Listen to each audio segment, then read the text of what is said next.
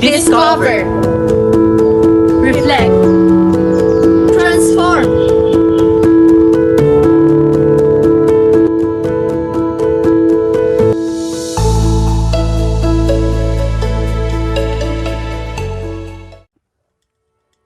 A lesson plan serves as the instructor's roadmap for leading a class. This plan outlines the educational goals that a teacher has set for students, emphasizing both the desired outcomes and the instructional methods to be employed to facilitate the acquisition of knowledge and skills. In the educational context, it is imperative for instructors to engage in a thorough preparation to effectively impart knowledge to their students. This entails determining the subject matter to be taught, elucidating the rationale behind its inclusion in the curriculum, and strategizing the most appropriate methods for delivering instructional content. Domain 4, Curriculum and Planning, examines teacher knowledge and participation in local and national curriculum. This domain includes their ability to turn curriculum into engaging lessons that follow effective teaching and learning principles. It requires teachers to use their expertise to plan and create sequential lessons alone or with other educators. These lesson plans and learning programs should be contextually relevant, responsive to student needs, and include a variety of teaching and learning resources. The domain expects educators to share learning objectives to boost student engagement, comprehension, and achievement. Our lesson plan provides the content standards or pamantayang pangnilalaman, performance standards or pamantayan sa pagganap, and learning competency or pamantayan sa pagkatuto, which is aimed at helping students perform well in relation to the learning standards. It is also divided into 5 parts: objectives, subject matter, procedure, evaluation, and assignment. Content standards identify and set the essential knowledge and understanding that learners should be learned. Performance standards describes the abilities and skills that learners are expected to demonstrate in relation to the content standards and integration of 21st century skills. Learning competencies refers to the knowledge, understanding, skills, and attitudes that learners need to demonstrate in every lesson and/or learning activity. These learning standards are provided and based from most essential learning competencies or MELC's guidelines. Lesson objectives list what the learner should be able to do after completing the lesson. Objectives allow you to simply determine whether your class effectively taught your pupils new concepts and abilities. It is the best way to view your lesson objectives as goals of your class and students. To construct the objectives, you may refer to the revised Bloom's taxonomy. Values integration is a channel of values development through teaching learning activities in the different learning areas. Some examples are participation, considerate, generosity, love, respect, responsible, and cooperation. The subject matter includes the specific topic. It should include the sources of information or the references, whether that is websites, textbooks, or some other materials. It is likely also to list any objects, tools, or the materials that teachers may use to enhance their lesson. In doing the third part of lesson plan, which is the procedure, we have preliminary activities composed of greetings, prayer, and checking of attendance.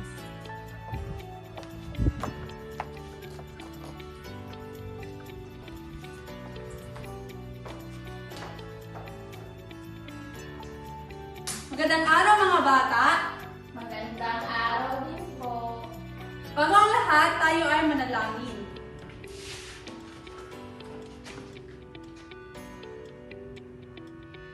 Amen! Dali na kayong umupo. Titignan natin kung sino ang lumiban sa ating klase ngayon. Hazel, Present. April, Present. Danica. Present. Okay! Kung gayon, tayo ay magsimula na. In the review part, before continuing, it acts as a checkpoint to make sure that important ideas are understood, promoting a greater comprehension of the subject. Natatanda niyo pa ba ang ating nakarang aralin class? Opo. The next part is lesson proper, and there are 5 parts. First, we have motivation or pagganyak in Filipino. The motivation part of a lesson plan is crucial because it fosters student engagement and gets them ready to learn. G-O-O-D-J-O-B. G-O-O-D-J-O-B. Good job! Good job! Good job! Maaari na kayong umupo. Ayan, mukhang handa na kayo sa ating aralin. Second, presentation of a lesson. A lesson plan's presentation part is essential since it describes how the material will be delivered to the students. Ngayon naman, ating tatalakayin ang pagsasabi ng katotohanan anuman ang magiging bunga nito. Third is development of lesson or lecture proper.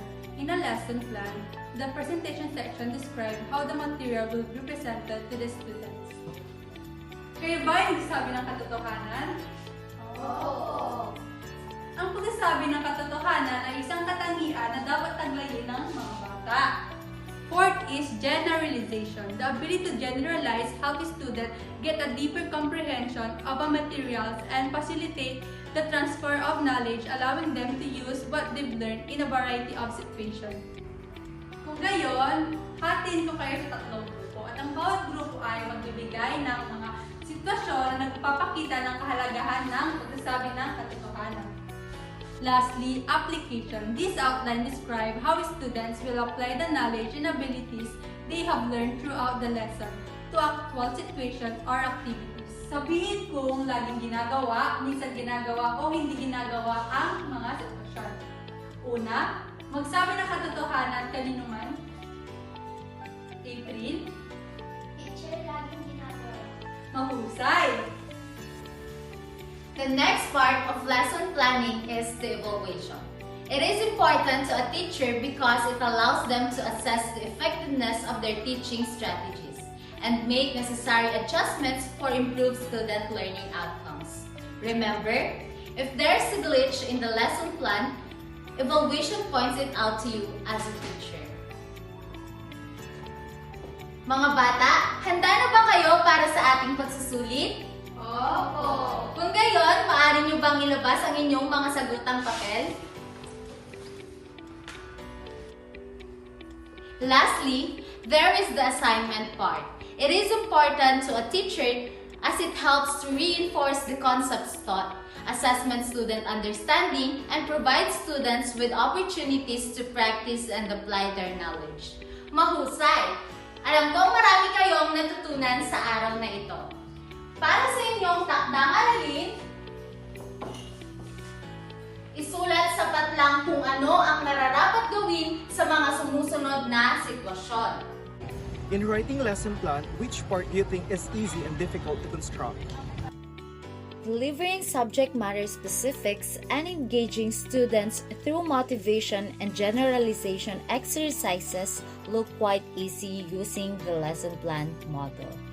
Crafting clear objectives and building unique and effective class activities, assessments, value integration, and problem-solving assignments, on the other hand, tends to be difficult. These components necessitate a more in-depth understanding of educational methodologies as well as the specific subject matter. What teaching methods could we use in lesson planning? The 3 sample lesson plans utilize different teaching methods based on the nature of the subject matter and the desired learning outcomes. Sample lesson plan 1 uses an inquiry-based teaching method for earthquakes and disaster preparedness, encouraging exploration, discussions, and hands-on activities. While sample lesson plan 2 primarily relies on expository teaching with interactive elements for pieces of matter. Lastly, sample lesson plan 3 combines expository teaching with differentiated instruction for the respiratory system, accommodating various learning styles and abilities. How do you describe the importance of congruence of the lesson plan from the intended learning outcomes to the supporting activities and assessments? The congruence of a lesson plan as facilitated by a table of specifications ensures a constructive alignment between intended learning outcomes, supporting activities, and assessments. This tool enables us to precisely match the content and depth of our objectives with the type and rigor of assessment, thereby ensuring that what students are expected to learn aligns with what they are assessed on.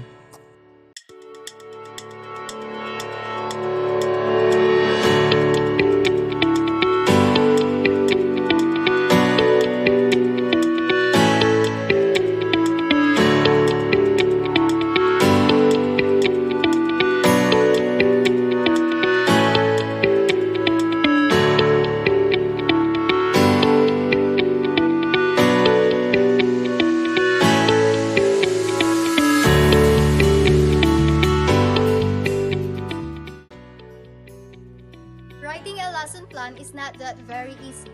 There are some problems that teachers encountered in writing it. Here are some of the challenges in writing a lesson plan. First, not planning before learning about the lesson content and the target students. You certainly have a lesson to teach and a group of pupils in mind. You need to be aware of what and whom you will teach. Learn about the lesson's subject matter and learning goals.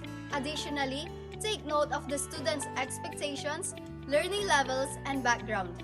Once you are sufficiently informed about the people you work and the project you will working on, you can start planning your lecture.